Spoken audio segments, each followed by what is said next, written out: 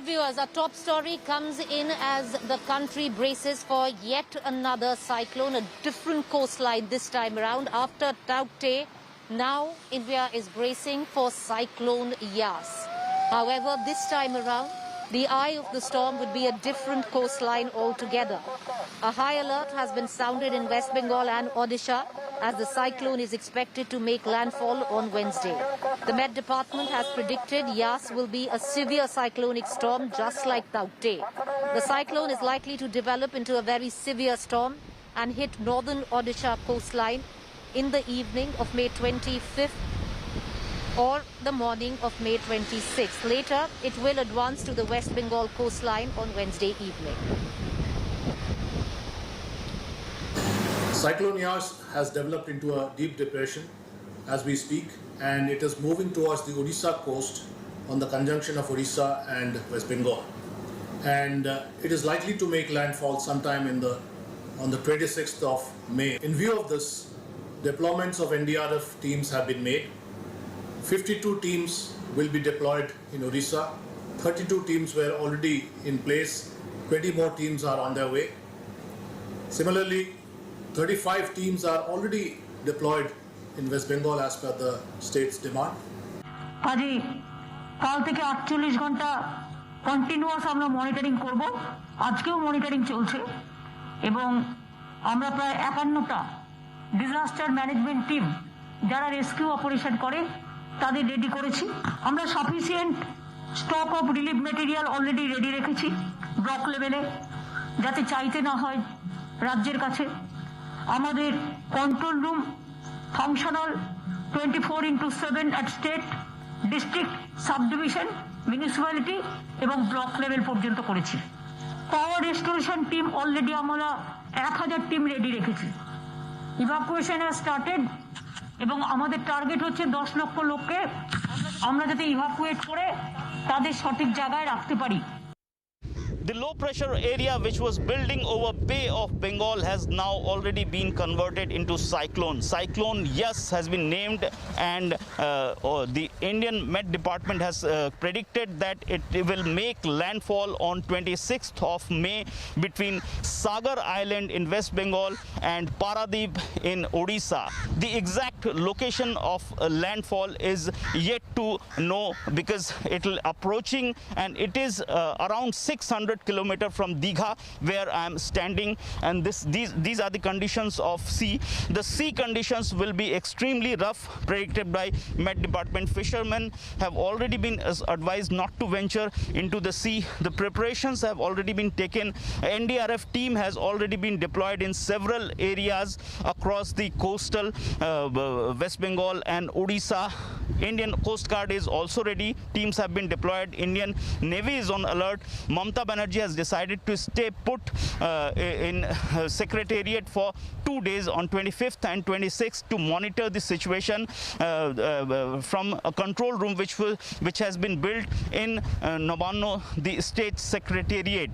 Last time the Amphan cyclone, which was known as a super cyclone, has caused extreme damage to West Bengal, and it was regarded as one of the costliest cyclone ever came into West Bengal in terms of damage. So this time preparations have already been taken well in advance, and the local people who were residing across the coastal areas have already been shifted into safe houses. With camera person Taposh Bairi, this is Anupam Mishra for India Today.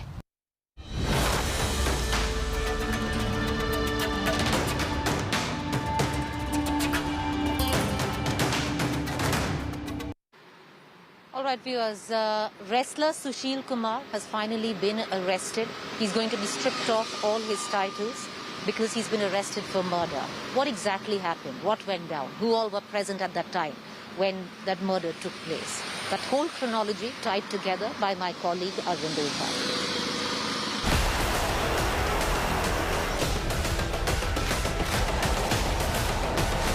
The day when India's most celebrated Olympic hero turned a villain, tarnishing his famous legacy forever. The police probing Sushil Kumar say on that fateful night, he and his henchmen kidnapped a junior wrestler named Sagar Dhankar along with 3 of his friends. The group was picked up from a flat in Delhi's model town. Sagar, a fan of Sushil himself and a junior national champion, was allegedly abducted at gunpoint. He was taken to the nearby Chhatrasal Stadium, a renowned wrestling venue. His crime? Not paying 2 months' rent for a flat he stayed in. The flat is owned by Sushil's wife, and Sagar had not paid off despite repeated pressure from Sushil Kumar. Sushil and his aides then started brutally beating Sagar and his friends. The police say Sushil and his henchmen also opened fire to scare the victims. The police say that dreaded gangsters from Lawrence Bishnoi and Kala Jatedi gangs were present at the spot during the murderous assault. Sushil Kumar fled when the police reached the spot after a call from one of the victims. But one of Sushil's aides was arrested while hiding in a vehicle parked outside the Chhatrasal Stadium. This led the police to suspect Sushil's role in the crime. Sagar was hospitalized in grievous condition. He succumbed to his injuries later. His death in the battering by Sushil has ensured the glory of the Olympic winner is tainted now beyond repair. With Arvind Ojha in Delhi, Bureau Report, India Today.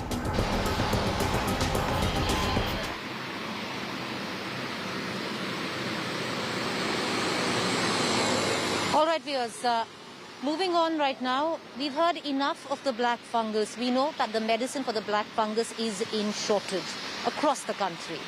However, after black fungus came white fungus, and now viewers, there's something called yellow fungus. How rare it is, what exactly is it? Find out more.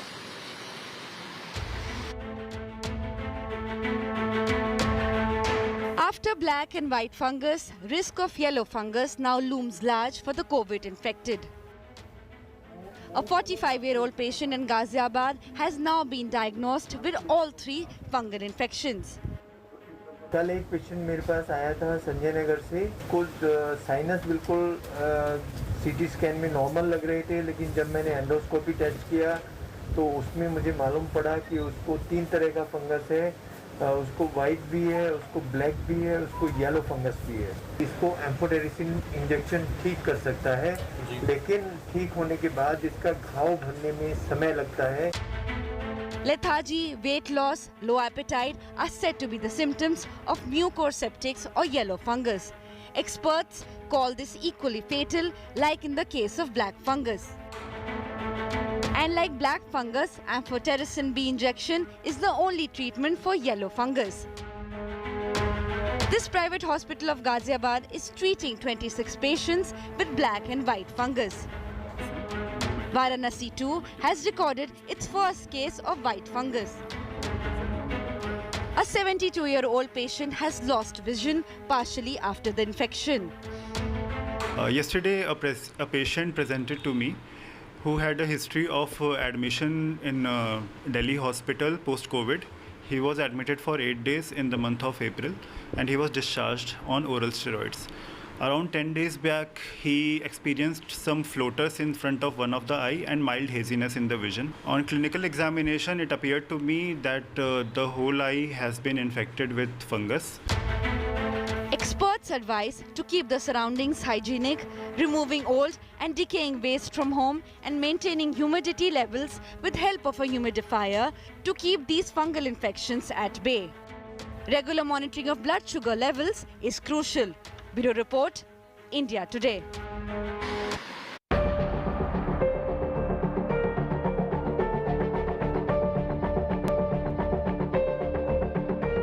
Focus now exactly on black fungus. Black fungus is an infection which is on the rise. Many states have termed it an epidemic as well. Having said that, it has 30% mortality rate. What exactly is it? What is behind the infection? My colleague Sneha Murdani breaks it down for you. Several studies have been done around black fungus, each one of them opening up a plethora of possibilities surrounding this infection. The first series on black fungus mucormycosis, done by Professor V.P. Pandey in Indore, on 210 patients. Interestingly, it reveals while antibiotics was used in 100% patients, steroids, the suspected culprit behind the increase in cases of this infection, was used only in 14% of the patients. 21% of them were not even diabetic. Interestingly, zinc supplement intake was not checked. Clearly, there are factors beyond steroid use and diabetes here. The obvious question is, what other forms of treatment did these patients receive? Experts are now even saying excessive steam inhalation, a widespread practice in India, could be one of the reasons. High temperature steam in large amounts taken excessively can damage the mucosa or the lining of the airways, and this has already been documented. One must be careful in doing over-enthusiastic steam inhalation. Burns caused 10 to 20% of past mucormycosis in India, say experts. Trauma to skin or mucous membrane can trigger invasive fungal infection in the right settings. Experts are now saying that potential offenders that must be looked for in studies is the concurrent use of antibiotics, which is not required in viral infections like COVID-19. Azithromycin, doxycycline, even carbapenems are seen on prescriptions. Antibiotics are known to increase the risk of fungal infections. Predictors of hospital-acquired bacterial and fungal superinfections in COVID-19, a prospective observational study done by Professor Marco Falcone from Italy, University of Pisa, says the same. Also, a research paper called Epidemiology of Mucormycosis in India says that incidence of mucormycosis has over the years increased in the country. This has been published in the medical journal Microorganisms. It says that the computational model-based method estimated a prevalence of 14 cases per 1 lakh individuals in India. The incidence seems to have grown amid the COVID-19 pandemic. The black fungus infections went up 2.5 times last year between September and December across 16 centers in the country. Another research, Diabetics and Metabolic Syndrome, suggests the unholy trinity of diabetes, rampant use of corticosteroid, along with COVID-19 that appears to increase the occurrence of mucormycosis, a rare black fungus infection. In this paper, we have collated data of all the cases of mucormycosis in the world, starting from beginning of the COVID-19 epidemic. We have found 101 cases, out of which 82 cases are from India. So India already, before COVID-19, India already had a lot more cases of COVID-19 than rest of the world. There are further highlights from this paper. Number one, that it is seen more in males, 80% in the males. Also, steroids are much talked about, but the steroids were not given in all the patients. Only 80% of the patients received steroid, 20% did not. Diabetes, which is also much talked about, was present in only 80% of the cases. Also, diabetes with very severely high blood sugar, ketoacidosis, was present in 15% of the cases. Mortality was noted in 30.7% of the cases. Globally, the prevalence of mucormycosis varied from 0.005 to 1.7 per million population, while its prevalence in India is 80 times higher, which is 0.14 per 1,000 in India, compared to developed countries as per a recent estimate. In New Delhi, Sneha Mordani for India Today. All right, viewers, cases of black fungus, like I pointed out, are on the rise. But what are the reasons behind black fungus? Initially, it was said to be, and a lot of extent till now, it is still said to be the excessive, unregulated use of steroids. However, there are other reasons as well. Some say steroids solely to be blamed is quite wrong. Zinc supplements, the use of which, inappropriate use of which, of zinc supplements is also now under the radar. My colleague Sneha with more.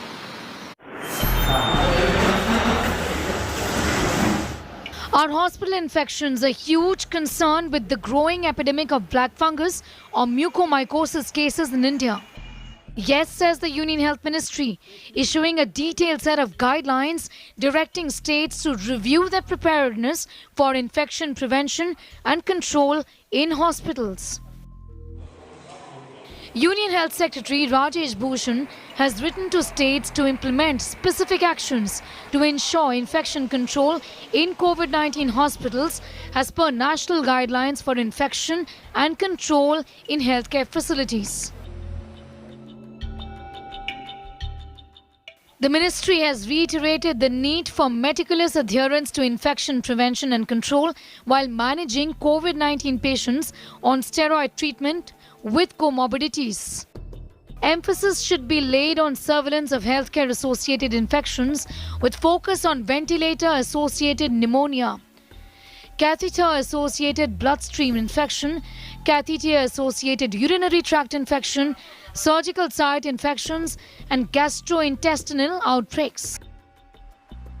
The directions come in the backdrop of Health Ministry making black fungus notifiable and making it mandatory for states to report both suspected and confirmed cases to the integrated district surveillance system.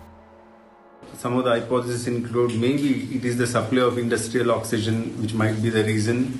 Only the presence of comorbidities might be predisposing patients at a higher risk to mucormycosis. Irrespective of what the hypothesis is, a competent mycologist, an expert in fungal infections, and a team of biomechanical engineers together should be able to investigate and find the what actual cause is. Only then we'll be able to reduce the burden. Simply scaling up antifungal treatment cannot address the issue in totality. There also could be a possible link between zinc supplements and a spike in cases of black fungus. Inadvertent pumping in too much zinc could be contributing to this epidemic. We should look to see if there are environments that are favorable for the virus to grow in the body. One such environment is the presence of metals such as zinc and iron. Fungi love zinc. And in fact, our body's defense against fungi is to keep zinc out of reach of the fungus. By giving zinc supplements for whatever reason, we are providing an environment that is rich in zinc. Whether this translates into increased growth of fungus and whether this increased growth leads to greater risk of mucormycosis needs to be investigated. Medical experts by and large are now asking for a detailed and thorough investigation into reasons behind surge of cases of black fungus or mucormycosis in the country. They in fact are suggesting that the blanket use of zinc supplements could be one of the reasons driving up the surge. The role of metals in fungal virulence is yet to be assessed.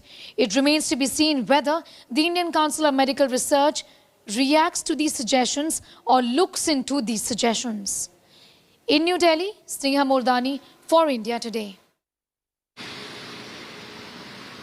Do we have a wonder drug for COVID yet? No, we don't. But there are certain antibody cocktail of drugs which are now in the market which could possibly help certain set of people. Now this cocktail of drugs was given to none else but the former President of the United States, Donald Trump. An antibody cocktail developed by Roche is now available in India and it will be marketed by Cipla Pan India. The drug is to be administered for the treatment of mild to moderate coronavirus in adults and pediatric patients 12 years of age or older. The new drug is for those who are at high risk of developing severe COVID-19 disease and do not require oxygen.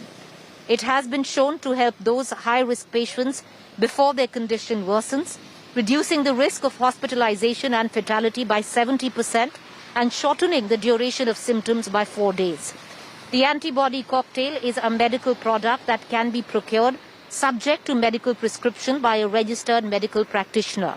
It may only be administered in settings which hospital care providers have immediate access to medication to treat infusion reactions such as anaphylaxis.